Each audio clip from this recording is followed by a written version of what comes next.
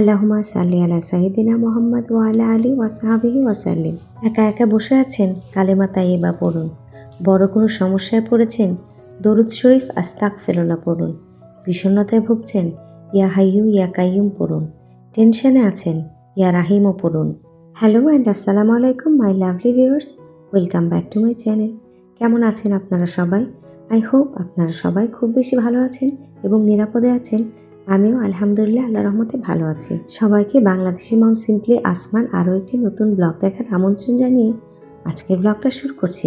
Thumbnail দেখে আপনারা হয়তো ইতিমধ্যেই বুঝে গিয়েছেন, আজ আপনাদের সাথে শেয়ার করতে চলেছি আমার অসম্ভব প্রিয় দুটা ড্রিঙ্কসের রেসিপি, যার প্রথমটা হলো বিদেশি ড্রিঙ্কস অ্যারাবিক শ্যাম্পেন বা সৌদি শ্যাম্পেন। শ্যাম্পেন নামটা শুনে আপনারা আবার চমকে উঠবেন না, একদমই ভয় পাওয়ার কিছু নেই। এটা সম্পূর্ণ হালালভাবে তৈরি, দারুণ মজার, অসম্ভব হেলদি একটা non alcoholic drinks. Saudi champagne তৈরি করার জন্য আমার লাগবে একটা মাল্টা, দুটা আপেল, লাল এবং সবুজ ও একটি লেবু। তো প্রথমেই ফ্রুটসগুলোকে খুব ভালোভাবে ধুয়ে পরিষ্কার করে গোল গোল স্লাইস করে কেটে নিয়েছি।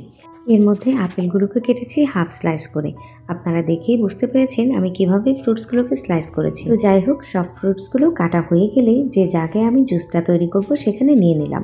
এ পর্যায়ে আমার লাগবে অ্যাপেল জুস। প্রায় 1 লিটার পরিমাণ অ্যাপেল জুস আমি এই ফ্রুটসগুলোতে অ্যাড করে নিলাম। এরপর যে ইনগ্রেডিয়েন্টসটা আমার লাগবে সেটা হলো মিরিন্ডা। 1 ক্যান মিরিন্ডা আমি অ্যাড করে দিলাম। এ পর্যায়ে দিয়ে দিলাম আরও কিছুটা অ্যাপেল জুস। এরপর আমার যেটা লাগবে সেটা হলো ফ্রেশ পুদিনা পাতা। পুদিনা পাতাকে সৌদি আরবে বলে নেয়না পাতা। প্রায় 1 মুঠ পরিমাণ ফ্রেশ পুদিনা পাতা বা নেয়না আমি দিয়ে দিলাম। এবার একটা চামচের সাহায্যে সবকিছু ভালোভাবে জুসে ডুবিয়ে নেব আর এটাকে ঠিক এভাবেই রেখে দেব 6 থেকে 8 ঘন্টার জন্য। এতে করে সব ফ্রুটস আর পুদিনার ফ্লেভার মিলেমিশে একাকার হয়ে যে কি এক দারুণ ড্রিঙ্কস তৈরি হবে, সেটা আপনারা একবার ট্রাই করলেই বুঝতে পারবেন। দেখে নিলেন তো কত অল্প উপকরণে আর কত সহজে তৈরি হয়ে গেল অ্যারাবিক শ্যাম্পেন। এবার বানিয়ে নেব দ্বিতীয় ড্রিঙ্কস, আমাদের দেশীয় মজাদার ইয়াম্মি বোরহানি। কিছুটা ধনে পাতা, পুদিনা পাতা, 2টা কাঁচামরিচ, খুব সামান্য পরিমাণ পানি দিয়ে ব্লেন্ড করে নিব। এটাকে বিয়ে বাড়ির স্বাদের বোরহানিও বলতে পারেন। অল্প উপকরণে আর চটজলদি তৈরি হয়ে যায়, তাই আমার ঘরে ভালো মন্দ রান্না হলেই সাথে থাকে এই বোরহানি।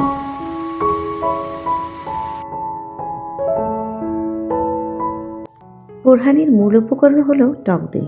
আজ আমি টক দইয়ের পাশাপাশি ইউজ করব লাবান। আপনারা হয়তো অনেকেই জানেন সৌদি আরবের লাবানটা খুবই জনপ্রিয় একটা ড্রিঙ্কস, যেটাকে অনেকটা বাংলাদেশের মাঠা টাইপের বলতে পারেন। টক দই বাদ দিয়ে শুধুমাত্র লাবান দিয়েও কিন্তু অসম্ভব মজাদার বোরহানি তৈরি করা যায়। একটা ব্লেন্ডার জাগে আধা লিটার লাবান নিয়ে নিলাম, সাথে দিয়ে দিব 2.5 টেবিল চামচ টক দই। এ পর্যায়ে দিয়ে দিব স্বাদ মতো লবণ, 1 চা চামচ বিট লবণ।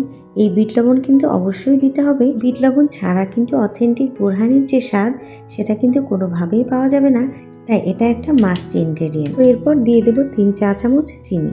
মিষ্টিটা আপনারা আপনাদের পছন্দ অনুযায়ী কম বেশি করে নিতে পারেন।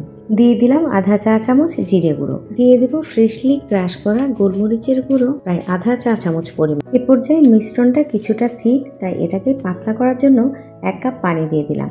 ধনে পাতা, পুদিনা পাতা আর কাঁচামরিচের যে মিশ্রণটা ব্লেন্ড করে রেখেছিলাম সেটা একটা ছাঁকনির সাহায্যে ছেঁকে দিয়ে দিলাম। এ পর্যায়ে ব্লেন্ডার মেশিনটাকে 2 থেকে 3 মিনিটের জন্য অন করে পুরো মিশ্রণটাকে ব্লেন্ড করে নিলেই তৈরি হয়ে যাবে দারুণ মজার বিয়েবাড়ির স্বাদের বোরহানি। বোরহানিটা একদম রেডি। এ পর্যায়ে লবণ আর চিনিটা আপনারা একটু টেস্ট করে দেখে নিতে পারেন, কম মনে হলে অ্যাড করে নিতে পারবেন। আমার বোরহানিটা একদম তৈরি হয়ে গিয়েছে।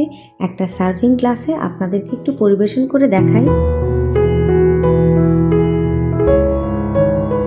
আগেই বলেছিলাম আমার বাসায় ভালো মন্দ কিছু রান্না হলেই সাথে তৈরি করি বোরহানি। রান্না করেছিলাম বিফ তেহারি আর টুনা মাছের কাবাব। সেই সাথে আমার লাঞ্চের প্লেটটাও সাজিয়ে নিয়েছি শসা, পেঁয়াজ আর লেবু দিয়ে। সাথে প্লেটের এক সাইডে নিয়ে নিয়েছি আমার আম্মার হাতের পরম মমতায় তৈরি খুবই মজার জলপাইয়ের আচার। বিফ তেহারি আর বোরহানি এতটাই মজা হয়েছিল যেন মনে হচ্ছিল পুরান ঢাকার কোনো রেস্টুরেন্টে বসে তেহারি আর বোরহানি খাচ্ছি। আজকের ভিডিও এই পর্যন্তই। ভিডিওটি ভালো লাগলে অবশ্যই একটি থামস আপ দেবেন, চ্যানেলটি সাবস্ক্রাইব করে আমার পাশেই থাকবেন। খুব শীঘ্রই দেখা হবে পরের একটি ব্লগে। ততক্ষণ পর্যন্ত আপনারা সবাই খুব বেশি ভালো থাকবেন। আসসালামু আলাইকুম, আল্লাহ হাফেজ সবাইকে।